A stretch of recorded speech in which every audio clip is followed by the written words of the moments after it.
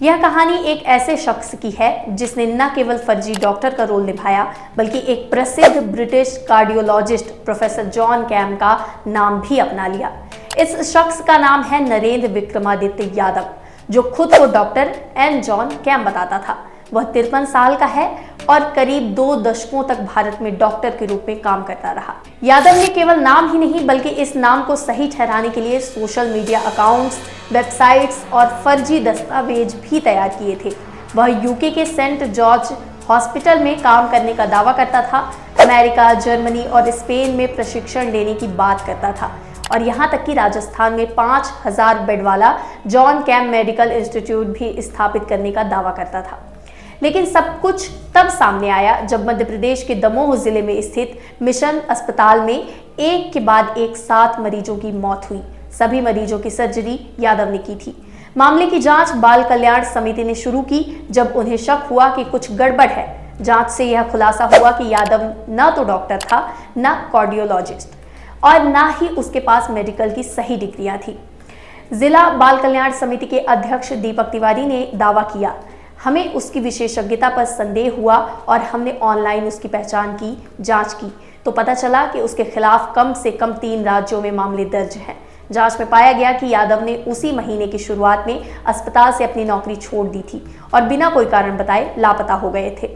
उन्हें सोमवार शाम को उत्तर प्रदेश के प्रयागराज शहर से गिरफ्तार किया गया। पुलिस ने यह भी बताया कि यादव ने दमोह अस्पताल में कुछ हफ्तों में 64 सर्जरी की, जिनमें से 45 एंजियोप्लास्टी थी। 7 मरीजों की मौत के बाद अस्पताल प्रशासन ने यह स्वीकार किया कि उन्हें कभी यादव के बारे में शक नहीं हुआ, क्योंकि यादव का व्यवहार पेशेवर था। वह मेडिकल भाषा में बात करता, आत्मविश्वास से भरे लेक्चर देता और खुद को एक बड़ा प्रोफेसर बताता था। यह अभी तक स्पष्ट नहीं है कि उनकी डिग्रियां असली हैं या नकली, लेकिन पुलिस का मानना है कि वे जाली हो सकती हैं, क्योंकि दस्तावेजों में प्रत्येक छात्र को दी जाने वाली विशिष्ट पंजीकरण संख्या जैसी महत्वपूर्ण जानकारियां नहीं दी गई हैं।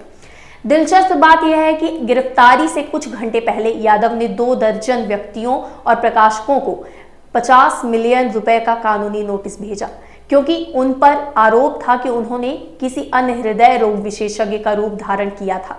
यह मामला तब और बढ़ा जब यादव के सोशल मीडिया अकाउंट पर किए गए दावों और प्रचार के खिलाफ असली प्रोफेसर जॉन कैम ने स्पष्ट किया कि ये उनके नाम पर फर्जी पोस्ट की जा रही थी। यह पहली बार नहीं है जब यादव की पहचान को लेकर सवाल उठाए गए हैं।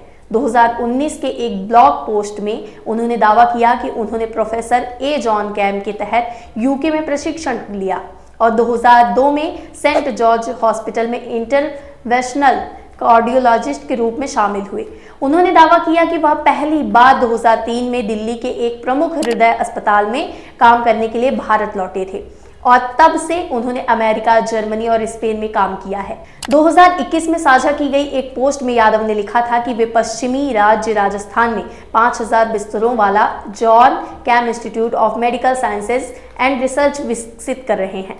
उन्होंने दावा किया, अस्पताल का विकास जर्मनी के प्रसिद्ध interventional cardiologist doctor N John Camm के नेतृत्व में किया जा रहा है और यह 100 एकड़ भूमि पर फैला होगा तथा इसमें विश्व स्तरीय अनुसंधान और ऊतक प्रयोगशालाएं होंगी।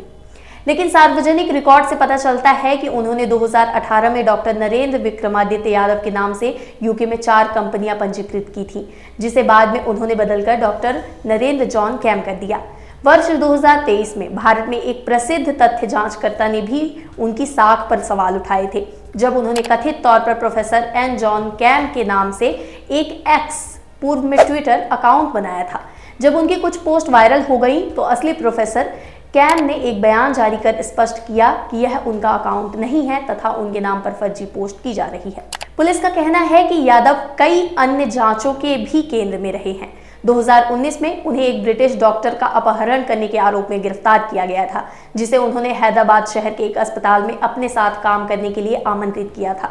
संसदीय रिकॉर्ड के अनुसार 2014 में भारत के चिकित्सा नियामकों ने पेशेवर कदाचार के लिए उन पर 5 साल का प्रतिबंध लगा दिया था। रिकॉर्ड से पता चलता है कि 2013 में उत्तर प्रदेश में भी उन पर धोखाधड़ी और जालसाजी के आरोप लगाए गए थे। हालांकि एक अदालत ने उनके खिलाफ शिकायत पर रोक लगा दी थी।